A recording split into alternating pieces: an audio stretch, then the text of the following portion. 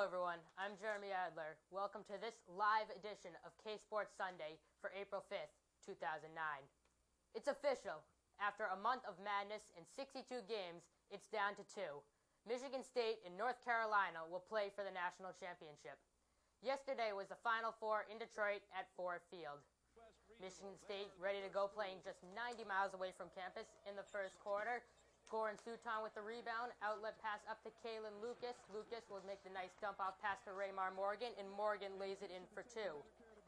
Dump down to Hashim to beat here in the second half. To beat lays it in. He had a team-high 17 points for UConn, but in the end, Michigan State was too much as Kalen Lucas with the lay-in there, and Michigan State goes on to take home the victory 80-73. They're back in the national title for the first time since 2000.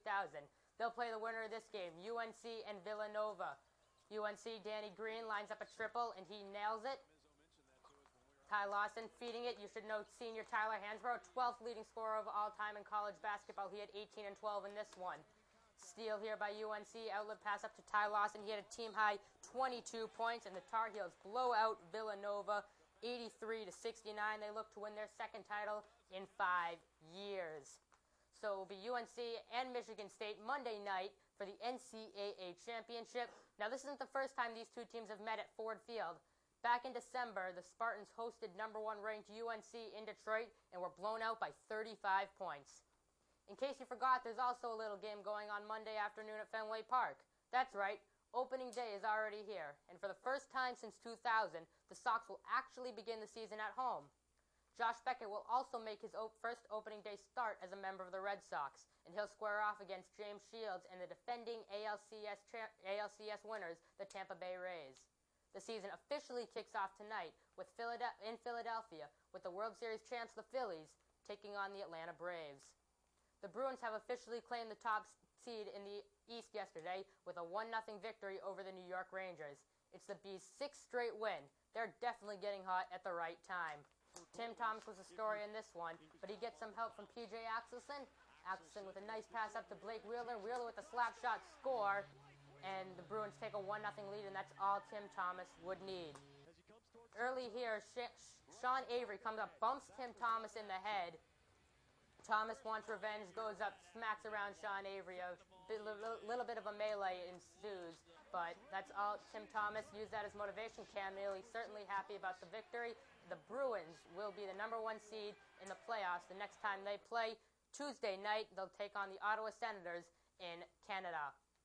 Last week in Boston, YSA founder Jimmy Young had a chance to talk with a writer from Sports Illustrated.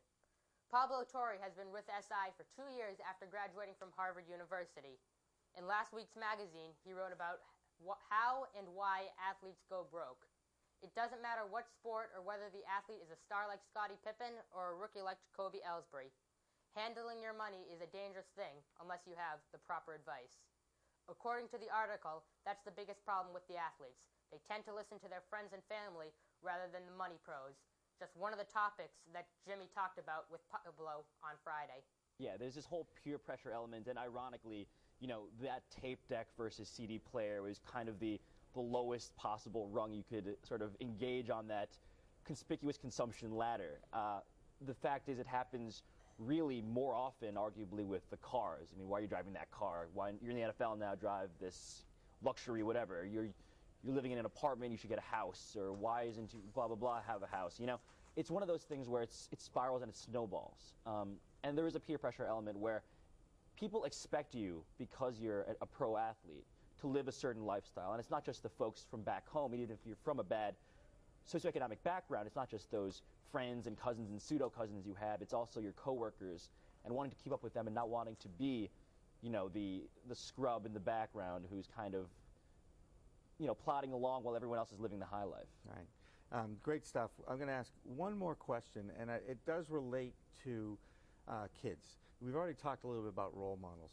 If there's a message that you found from this research, from this experience, what would the message be to the kids who will now have read this and start to formulate their own opinions about everything? Yeah, I think the key lesson would be that, you know, fame and wealth does not grant you any amount of maturity, whether it's emotional or intelligence-wise or financial education-wise, the most important, arguably, parts of our lives in terms of day-to-day living aren't granted to you when you become a famous person.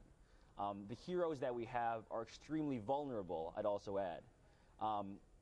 Scottie Pippen is one guy who had extreme financial problems, top 50 NBA player, obviously Lock Hall of Famer, but you sort of need to look at these guys with, I think, a more clear-eyed perspective and think, just because he's making it now and living the quote-unquote high life, it doesn't mean that he has the skills or the equipment to continue that. I mean, we all hope that they do, just as sort of a goodwill gesture to fellow human beings. But I think, in many ways, we have certain skills through hard work that these guys don't replicate simply because they think they don't have to do it. So there's no easy way to success in life. It's really more of a comprehensive, dirt under your fingernails kind of approach that you really need to take. Well, it's that physical responsibility subject for the boys on Back Talk. In the host chair for this go-around is Andrew Ramsey. All right, thanks, Jeremy. And as you said, I'm Andrew Ramsey, along with Greg Cantor and Nick Heiler on the Back Talk set. And we just saw that clip of the Pablo Torre interview. Now let's talk a little bit about your reactions to this article. Well, first of all, it was a little shocking to see some of the names. I mean, Kareem Abdul-Jabbar, Scottie Pippen, these weren't guys that I would figure to be bankrupt. But there are some people that you do figure to be bankrupt. And most of it has to do with, like, illegitimate children, divorce. Over 80% of professional athletes, most of their marriages end in divorce. I was shocked at that. 50% normal rate. But I think they get bad advice and they don't know what they're doing. Well, I think divorce, as always, can be a financial problem for anyone. I think the real problem is a lack of fiscal responsibility. It's really the athlete just signs a big contract and they receive a lot of money and they really have no way to manage it themselves. Like, obviously they can spend it, but I think the real problem is a lack of long-term saving and financial responsibility. Yeah, Greg, you certainly can't say this about every single athlete, but, with some guys, the money can go to their head a little bit, and they can think, I'm invincible to a degree, bankruptcy can't hurt me because I'm a professional athlete, but the truth is, it can happen to anyone if you don't take the right measures. See, I think that's exactly what everybody's thinking as soon as they sign.